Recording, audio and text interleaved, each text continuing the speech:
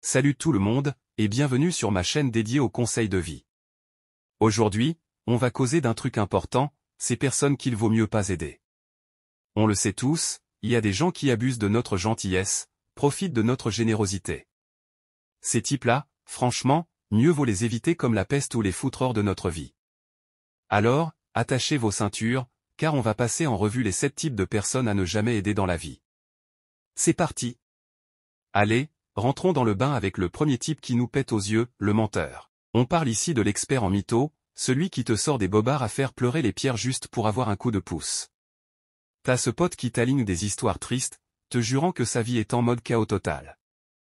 Il te bassine avec des pépins qui sortent tout droit d'un mauvais scénario de série B. Il peut te sortir que sa bagnole a rendu l'âme, que sa grand-mère a bouffé son devoir super important, et tout ça, bien sûr, pour te soutirer du fric. Mais en coulisses, il se la coule douce pendant que tu te prends pour le Père Noël. Fais gaffe à ces charlatans. Dès que tu vois le nez d'un mytho pointé, lève le sourcil, et surtout, garde ton flouze bien au chaud dans ta poche. 2. Le parasite. Nous avons tous croisé le chemin de cette personne qui sollicite constamment notre aide sans jamais retourner la faveur. Il peut s'agir d'un ami, d'un collègue, d'un voisin, voire même d'un membre de la famille. Ce parasite a la fâcheuse habitude de vous appeler à toute heure du jour ou de la nuit pour partager ses problèmes, vous demander de l'accompagner partout, emprunter vos affaires sans les restituer, voire même s'incruster chez vous sans y être invité. L'égoïsme et l'ingratitude caractérisent ce type de personne. Le parasite ne prend pas en compte vos besoins, vos envies, ni même vos limites. Il ne vous apprécie pas pour ce que vous êtes, mais uniquement pour ce qu'il peut tirer de vous. Repérer un parasite peut se faire en observant plusieurs signes, tels que le manque d'écoute, l'absence de remerciement, le refus de proposer son aide, les plaintes constantes, ou même les tentatives de culpabilisation. Si vous ressentez que vous êtes constamment utilisé ou épuisé par cette personne, n'hésitez pas à lui poser des limites, à dire non, voire à prendre de la distance. Et surtout, si le comportement du parasite persiste malgré vos efforts, il est peut-être temps de remettre en question l'aide que vous lui apportez. 3. Le critiqueur. On connaît tout ce type de personne, que ce soit un proche, un supérieur, un client, ou un partenaire. Le critiqueur, c'est celui qui ne peut s'empêcher de vous juger, de vous dénigrer, voire de vous rabaisser dès que vous essayez de lui prêter main forte. Il n'est jamais satisfait de ce que vous faites, trouve systématiquement quelque chose à redire, vous reproche vos erreurs, vous compare aux autres, et agrémente le tout de remarques blessantes. Ce personnage se pavane dans son arrogance et son mépris, ignorant totalement votre valeur, vos efforts, ou même vos bonnes intentions. Il ne vous encourage pas, ne vous félicite pas, mais prend un malin plaisir à vous démotiver, semant le doute dans votre esprit. Repérer un critiqueur ne demande pas un diplôme en psychologie. Si la personne ne vous complimente jamais, ne vous sourit pas, vous ignore, vous interrompt, ou vous contredit à tout bout de champ, c'est un signal clair. Si vous vous sentez humilié ou découragé par cette personne, ne gardez pas cela pour vous.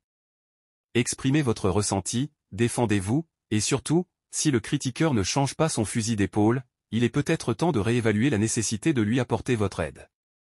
4. Le victime. On connaît tous ce genre de personne, que ce soit un conjoint, un enfant, un parent, ou un ami. Le victime, c'est celui qui passe son temps à se plaindre de ses malheurs sans jamais lever le petit doigt pour s'en sortir. Il vous raconte ses soucis, ses échecs, ses regrets, et ses peurs, mais fait mine de ne rien entendre quand vous lui proposez des conseils, des solutions, ou des suggestions. Ce personnage a un côté passif et pessimiste, n'entreprend rien pour prendre sa vie en main, ne se remet pas en question, ne se fixe aucun objectif concret. Il se complaît dans son rôle de martyr, attendant que les autres viennent à sa rescousse. Détecter un victime n'est pas bien compliqué. S'il ne vous parle que de ses problèmes, ne prend jamais de vos nouvelles, ne montre aucun intérêt pour votre vie, n'exprime aucune joie, ou ne vous fait jamais de cadeaux, c'est le signe que vous avez affaire à une victime. Si vous avez le sentiment de jouer le rôle de thérapeute ou de sauveur pour cette personne, n'hésitez pas à lui suggérer d'agir par elle-même ou à lui proposer une aide professionnelle. Et surtout, si vous constatez qu'elle reste bloquée dans sa situation sans prendre d'initiative pour changer, il peut être judicieux de reconsidérer la pertinence de lui apporter votre aide. 5. Le manipulateur, c'est celui qui essaie de vous influencer, de vous contrôler, voire de vous dominer lorsque vous essayez de lui prêter main forte. Il manie les promesses, les compliments, les flatteries, mais après, c'est l'heure des demandes de faveur, de services, voire de sacrifices. Rusé et séducteur, il sait exactement ce dont vous avez besoin, ce que vous pensez, ce que vous ressentez. Il utilise vos faiblesses, vos besoins, vos émotions pour vous faire plier à sa volonté. Il vous fait croire que vous lui êtes indispensable, que vous lui devez quelque chose, et que vous lui faites plaisir. Repérer un manipulateur peut se faire en observant certains signes. S'il ne vous laisse pas de choix, ne vous donne pas le temps, ne vous respecte pas, ne vous écoute pas, ou ne vous dit pas la vérité, ce sont des drapeaux rouges. Si vous avez le sentiment d'être piégé ou obligé par cette personne, n'hésitez pas à lui dire stop ou à vous éloigner. Et surtout, si vous constatez qu'il persiste dans ses manigances, il est peut-être temps de réévaluer la pertinence de lui apporter votre aide. 6. Le jaloux. Cette personne peut prendre la forme d'un ami, d'un collègue, d'un concurrent, voire même d'un admirateur. Le jaloux, c'est celui qui vous envie, vous déteste, voire vous sabote lorsque vous tentez de lui venir en aide. Il ne supporte tout simplement pas de vous voir réussir, d'être heureux, de déployer vos talents, ou d'être aimé.